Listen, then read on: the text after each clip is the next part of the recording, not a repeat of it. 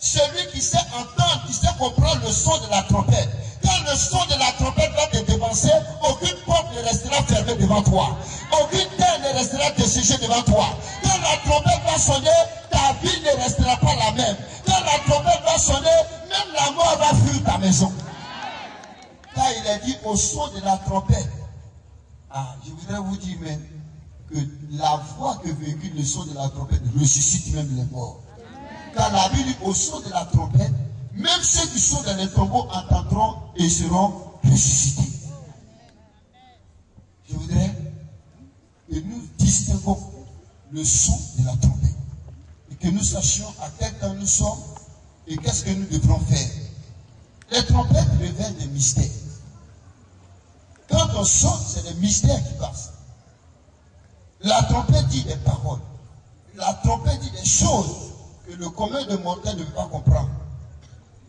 C'est pourquoi la Bible dit, quand le mur est tombé, tout le peuple montait des cris de joie avec le son de la trompette. Quand tu seras menacé, ne cherche pas loin. Prends la trompette et sonne dans la trompette. Dieu interviendra et l'ennemi ne te surprendra plus. Si tu sens la fatigue, si tu sens la détresse, si tu sens que ton ministère n'avance pas, si tu sens que ta vie ne te prend un coup, sonne la trompette. Quand tu sonneras la trompette, tu rappelleras à la mémoire de l'Éternel. Oh Seigneur, souviens-toi des maîtres sur Jésus. Souviens-toi de sa souffrance sur la croix en ma faveur. Souviens-toi de trompette. La voix de trompette dit, devez-vous accepter Jésus. Car le temps est avancé. Le temps est avancé. Le temps est en train de sonner. Sonnez la trompette partout. Sonnez la trompette dans le car. Sonnez la trompette dans la rue. Sonnez la trompette dans le taxi. Sonnez la trompette dans le wow. C'est pour dire aux gens que le temps de nous guérir est arrivé. Le temps de nous sauver est arrivé. Le temps de prélever est arrivé. Le temps de soulager est arrivé. Le temps de ressusciter est arrivé. On va sonner tous la trompette. Si tu cries, c'est ton son de trompette. Si tu cries, ah, c'est ton son de trompette. Tu cries, oh, c'est ton son de trompette. Sonnons la trompette. Sonnons. Sonnons. Sonnons. Sonne. Que les choses arrivent. Sonne. Sonne. Est-ce que tu veux te lever pour sonner? Est-ce que tu veux te lever?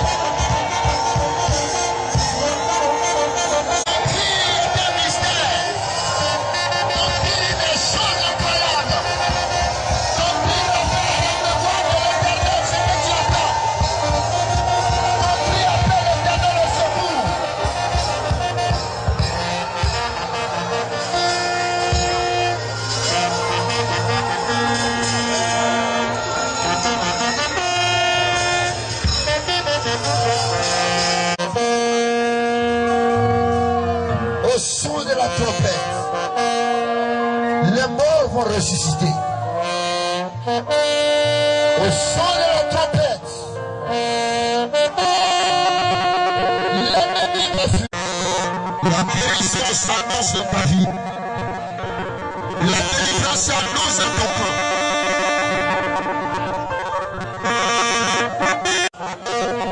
Le son de ce prophétique, ce prophétique.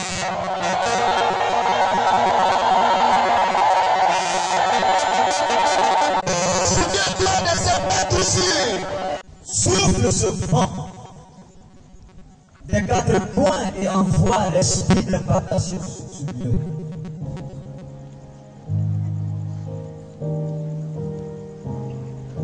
Merci pour la puissance du Saint-Esprit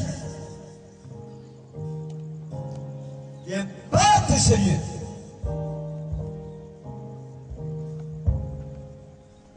Voulons au pied tout esprit impur.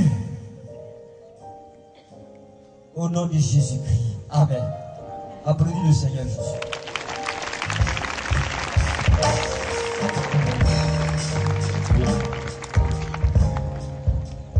C'est un esprit de contagion, un esprit d'effet. Merci au président qui nous a C'est bon. Transporté dans cette atmosphère d'impact. Gloire à Dieu. Ézéchiel chapitre 22, verset 30. Qui se tiennent à la brèche devant moi en faveur du pays, afin que je ne le détruise. Ce passage que nous venons de lire s'inscrit dans un contexte extrêmement grave.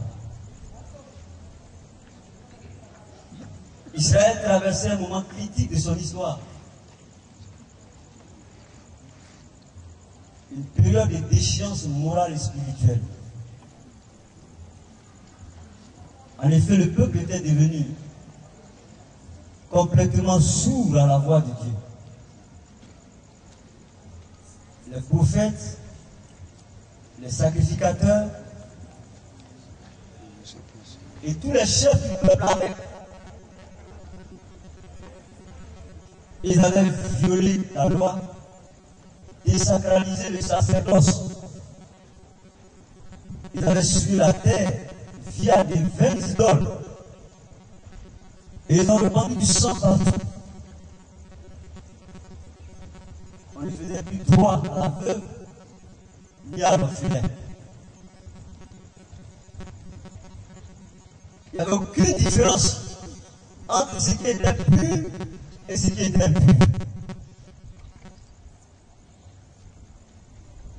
On ne séparait pas ce qui était vide avec ce qui était précieux.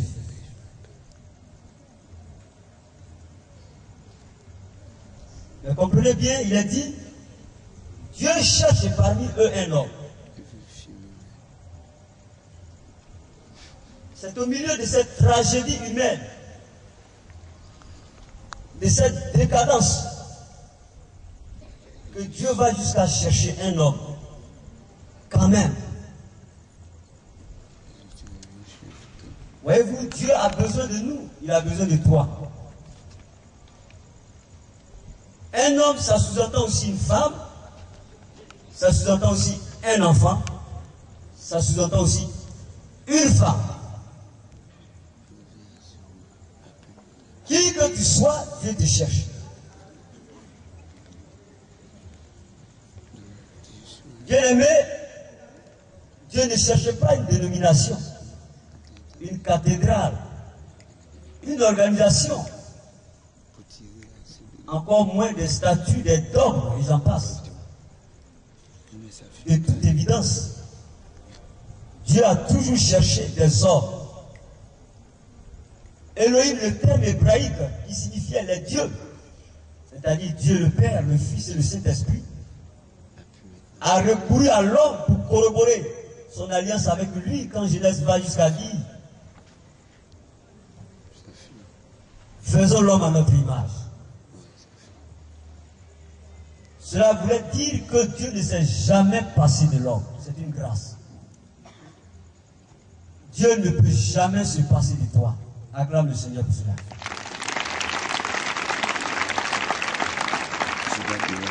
Malgré ton état critique, peut-être que tu es couché, peut-être que tu as envie d'abandonner la foi. Je ne sais pas si ce soir même tu es prêt, après ce message, de rendre le tablier. Mais Dieu te cherche. Dieu a besoin de toi. Dieu cherche un homme parmi le peuple.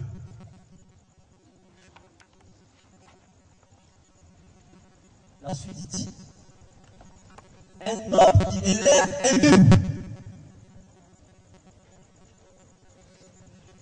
Le mur protège et nous met à l'abri. Il ajoute,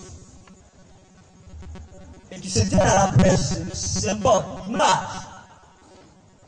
d'un intercesseur. Nous sommes à une impartation. Mais Dieu recherche des hommes et des femmes, j'allais dire même des jeunes gens, qui puissent élever un mur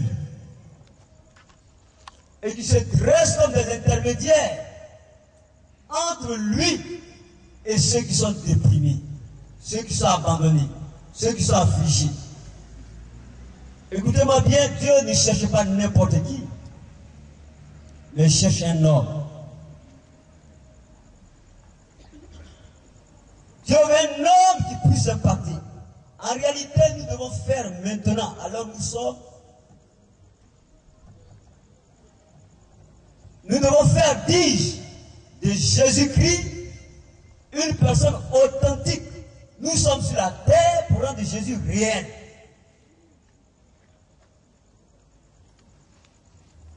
L'apôtre dira, ma parole et ma prédication ne se reposent pas sur des discours persuasifs, mais sur la démonstration de la puissance. Vous savez que notre pays est passé par un moment trouble. Notre pays a plongé dans le chaos ces dernières années. Mais Dieu veut des hommes. Dieu cherche des femmes.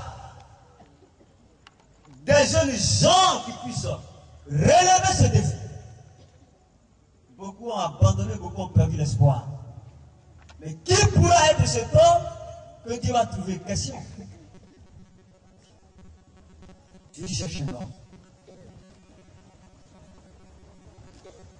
Souvenez-vous bien au temps des patriarches.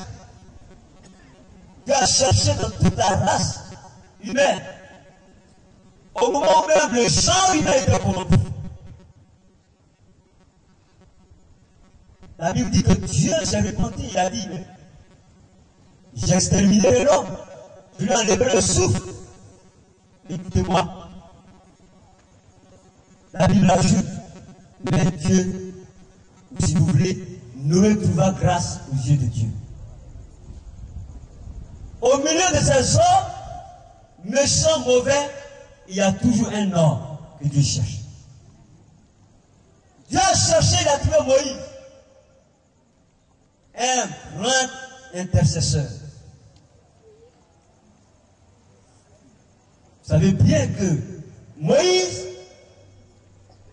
s'est battu contre cet Égyptien à cause de son frère hébreu parce qu'il voulait dresser un mur.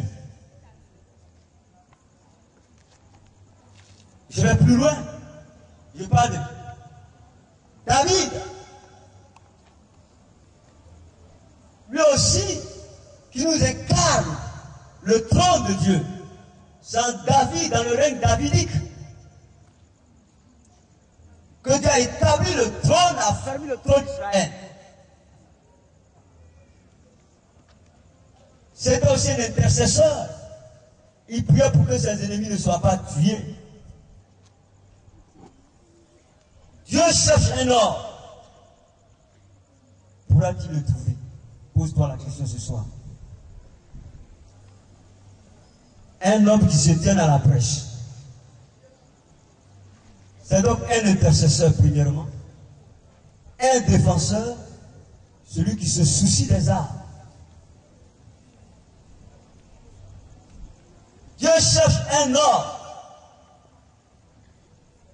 Dans le ciel, il y a eu une conclave. Les séraphins étaient présents. Les archanges, les chérubins, le Père, le Fils, le Saint-Esprit, tous étaient assemblés. Le prophète de l'évangile que nous appelons Ésaïe dira, qui engage au milieu de ce groupe, personne n'a pu répondre. Mais Jésus s'est levé. Quand tout le monde avait peur d'aller sauver, d'aller délivrer, d'aller parler, Jésus s'est levé et il a dit, envoie-moi. Voici les hommes que Dieu recherche. Est-ce que ce soir, Dieu peut trouver un homme, une femme, en qui il déposera son esprit, sa puissance, son option, en qui il donnera de foi pour impacter son village, sa région, sa nation, son pays. Dieu cherche un homme. Et il y a encore des hommes au milieu de nous. L'histoire nous apprend qu'il y a des hommes qui ont influencé le monde. De par leur ministère, de par leur évangile. On peut parler de John Wesley, de Moody, de Charles Finney, et de plusieurs de Dieu qui ont de par leur vie bouleversé le monde. On peut penser aux 12 apôtres. Pierre, Jean, Jacques étaient les colonnes de l'église. Dieu a cherché et il a trouvé des hommes. Aujourd'hui encore, il y a des hommes parmi nous. Dis Amen. L'évangéliste Kamara Youssouf est un homme que Dieu a cherché, il a trouvé. Le révérend Kamara est un homme que Dieu a cherché, il a trouvé. Pourquoi tu fais l'église? La Bible dit que dans les derniers jours, Dieu répandra de son esprit sur toute chair. Vos fils et vos filles prophétiseront. Vos jeunes auront des visions. Vos vieillards auront des sons. Et sur tout le peuple, Dieu répandra de son esprit. Dieu cherche encore des hommes, des femmes. C'est dommage aujourd'hui que nous avons peur des sorciers. Je vais vous raconter une petite anecdote. L'autre jour, j'ai mes enfants qui ont dit avoir fait un rêve. Et ils disent non, on a vu sorcier, on a vu sorcier. Et ça m'a cassé. Il dit, s'il vient encore, attachez-le et puis dites-le oh. Et puis ils ont commencé à rire, c'est fini. Depuis ce jour-là, ils ne parlent plus de ça. C'est un mesquin. Dieu cherche un homme pour défier le monde. Les hommes ont peur, les hommes sont abattus, les hommes sont déprimés, les hommes sont couchés, les hommes sont malades. Il n'y a personne qui se lève avec l'onction d'Élie et qui dit l'Esprit du Seigneur est sur moi parce qu'il m'a oint pour porter de bonnes nouvelles aux pauvres. Il m'a envoyé pour guérir les cœurs brisés, pour libérer les captifs, pour arracher ceux qui sont sous l'empire de Satan. Il cherche des hommes. C'est un esprit d'impactation. C'est un esprit de contagion que nous avons reçu. En réalité, l'esprit d'impact doit nous accompagner partout où nous allons. Vous savez, si vous avez un bon parfum, quand vous rentrez dans une maison, l'odeur du parfum reste profond. C'est ça. Notre odeur, l'odeur de l'évangile, doit rester dans l'environnement où nous sommes. Parce que l'impact de Dieu est sur nous. Vous savez, vous avez un portable. Pour ceux qui mettent le portable sur la ligne, c'est cela. Vous n'avez pas besoin d'attendre que le portable sorte avec une film qui vous impacte. Quelque chose se passe. Il y a quelque chose dans l'environnement. Et cette chose-là, vous savez que c'est votre portable qui bouge. Quand vous arrivez dans un lieu qui est sur vous, contamine, libère. Là où vous arrivez, la mort ressuscite. Ce soir, si tu es venu dans ce lieu, il y a une bonne nouvelle pour toi. Comme le révérend l'a dit tout à l'heure, il y a une lieu, il y a l'esprit d'impactation qui est ici. Crois. La puissance de l'impactation va couler sur toi. Je vais demander à Sabine de se positionner et de préparer le paraclet. La puissance de l'impactation est dans ce lieu. L'Esprit du Seigneur est sur moi. Et il doit impacter ta vie.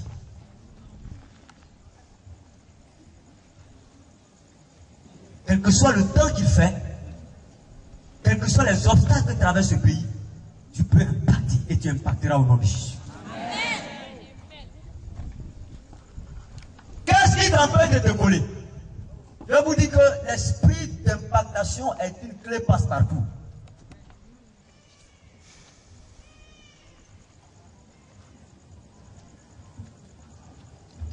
Je sais que j'aime Dieu.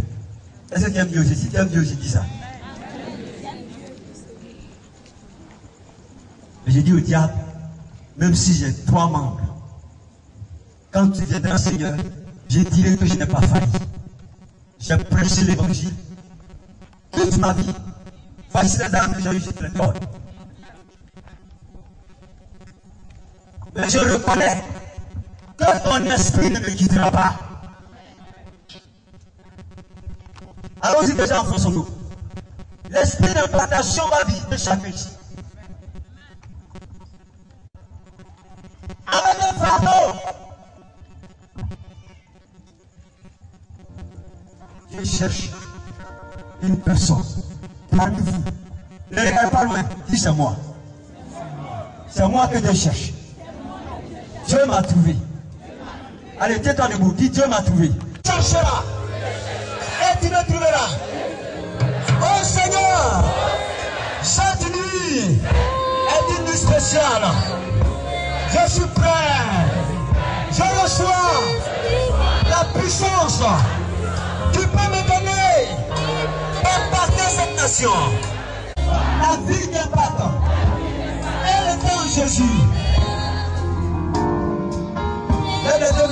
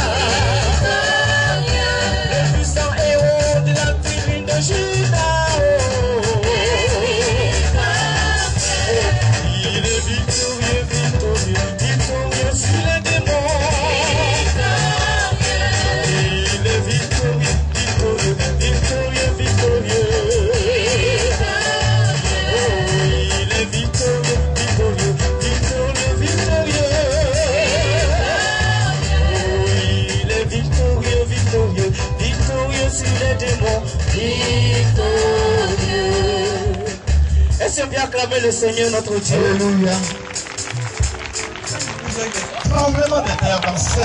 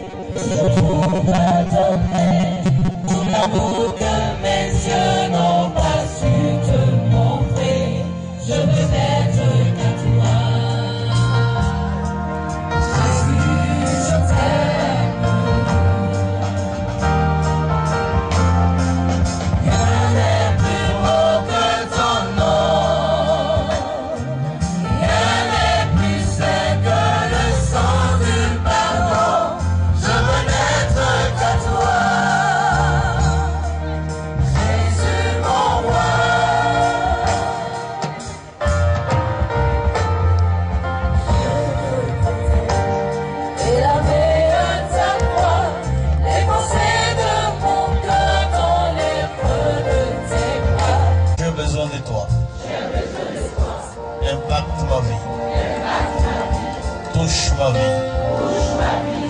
Je veux marquer mon histoire sur cette terre des hommes. Ce matin, c'est mon jour. Je le crois de tout mon cœur. Aujourd'hui, c'est mon jour.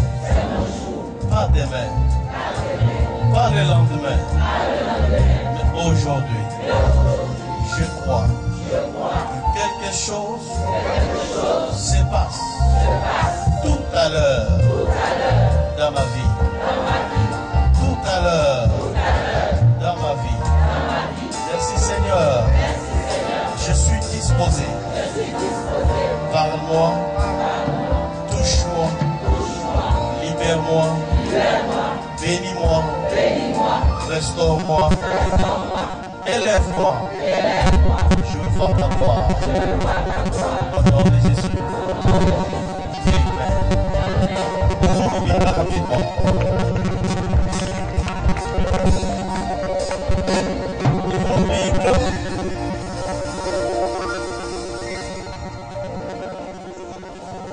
Nous allons voir avec vous un homme qui a impacté sa génération, un jeune homme de 17 ans, il s'appelle David. David était un homme d'impact. Je lis dans la Bible, il y a beaucoup de gens qui ont marqué leur génération. Mais j'ai beaucoup aimé David. C'est pourquoi, tout à l'heure, je vais parler de David. David, là où tu es, je vais parler de toi, tout à l'heure. Dis David, on va parler de toi. Oh là là, je n'entends pas. Dis David, on va parler de toi. On va parler de tes exploits. Ouvre ta Bible dans 1 Samuel chapitre 17.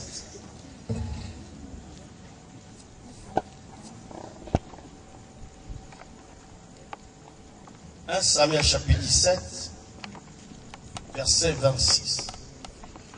Nous lisons au nom du Seigneur. David dit aux hommes qui se trouvaient près de lui: que fera-t-on à celui qui tuera ces Philistins et qui ôtera l'opprobre des dessus d'Israël? Qui est donc ce Philistin, cet incirconcis, pour insulter l'armée du Dieu vivant? Qui est donc ce Philistin, cet incirconcis, pour insulter